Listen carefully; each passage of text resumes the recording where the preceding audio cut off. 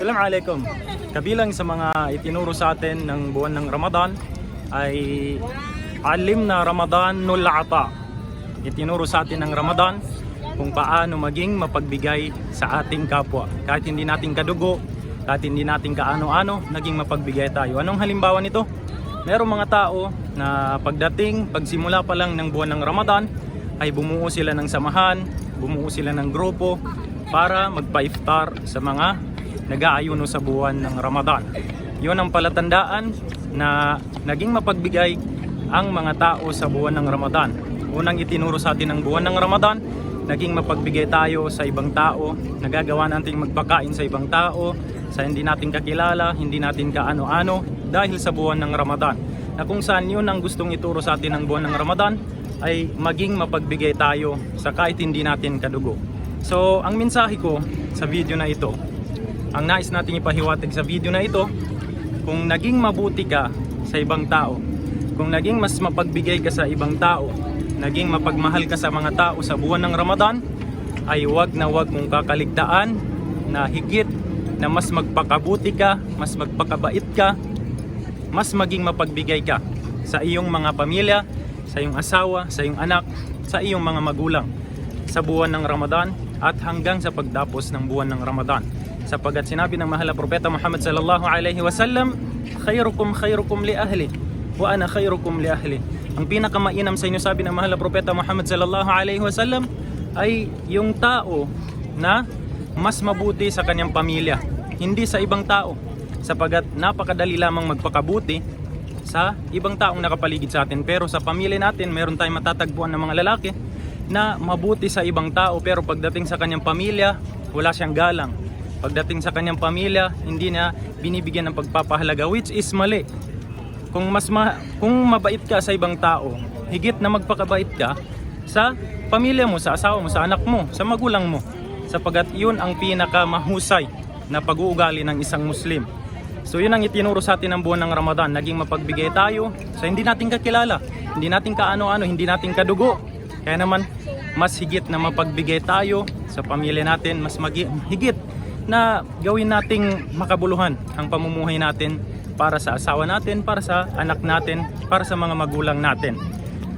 Huwag nating gawin paninindigan na gastos lang ang pamamasyal, gastos lang yung pag-outing, nasasayang lang yung pera, nawawaldas lang yung pera. Huwag nating gawin yan. Sapagkat mismo si Umar radiyallahu anhu, kaning sinabi, afdalu dinarin yunfiquhu ar-rajul dinarun yunfiquhu ala iyalihi. Ang pinakamainam na pera, sabi ni Umar, na ginagastos ay yung pera na ginagasta para sa ating mga pamilya, para sa ating anak, para sa ating asawa, para sa ating mga magulang. Yun ang pinakamainam na pera na ginagastos natin, kaysa sa ginagastos mo sa ibang tao, pagpapakain sa ibang tao, pagpapakain sa hindi mo kaano-ano. Mas mainam na magwaldas ka ng pera para sa iyong anak, para sa iyong asawa, para sa iyong pamilya, kaysa sa waldasin mo yung pera mo sa ibang tao. Mas malaki yung gantimpala ng pagpapakain sa tao, pagbibigay sa tao, pero mas higit na mas malaki ang gantimpala ng pagpapakain mo sa sarili mong pera, paggasta mo ng pera sa sarili mong asawa, sa anak mo, sa mga magulang mo. Lalong-lalo na ngayong Eidul Fitr.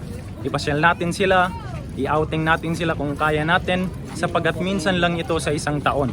Huwag nating gawin na ipina-priority natin ang hindi natin mga dakilang kaarawan, katulad ng pagdating ng mga ibang araw na kung saan hindi naman pasok sa dapat nating ipagsaya bilang isang Muslim. Kapag dumating ang Eidul Fitr, Eidul Adha, pasayahin natin ang ating mga magulang, ang ating mga asawa, ang ating mga anak, upang sa ganun malasap din nila na masarap maging Muslim. Sapagkat sa Islam ay hindi ipinagbawal ang pagkakaroon ng kasiyahan.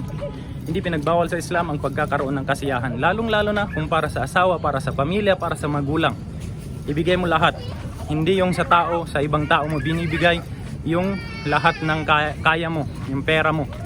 At kabilang pa doon, sabi ng Allah subhanahu wa ta'ala ay وَمَا أَنفَقْتُم مِّن شَيْءٍ فَهُوَ يُخْلِفُهُ. Kung ano man ang inyong gugulin para sa landas ng Allah, ay papalitan ito ng Allah subhanahu wa ta'ala ng doble-doble. Especially kung para sa ating pamilya.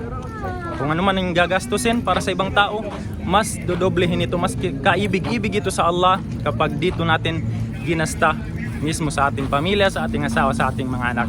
Kaya naman yun ang nais nating ipahiwatig sa video na ito, na kung naging mapagbigay tayo sa ibang tao, naging mapagbigay tayo sa hindi natin kaano-ano, ay higit na mas maging mahusay tayo sa pagbibigay sa mga magulang natin, sa mga anak natin, sa asawa natin, at sa buong pamilya natin. So nawa ay nag-enjoy kayo at nakapulot kayo ng kaalaman o paalala dito sa munting video natin, at nawa nag-enjoy kayo sa background natin dito sa Binondo Intramuros Bridge na kung saan mainam na pasyalan ngayong Eidul Fitr.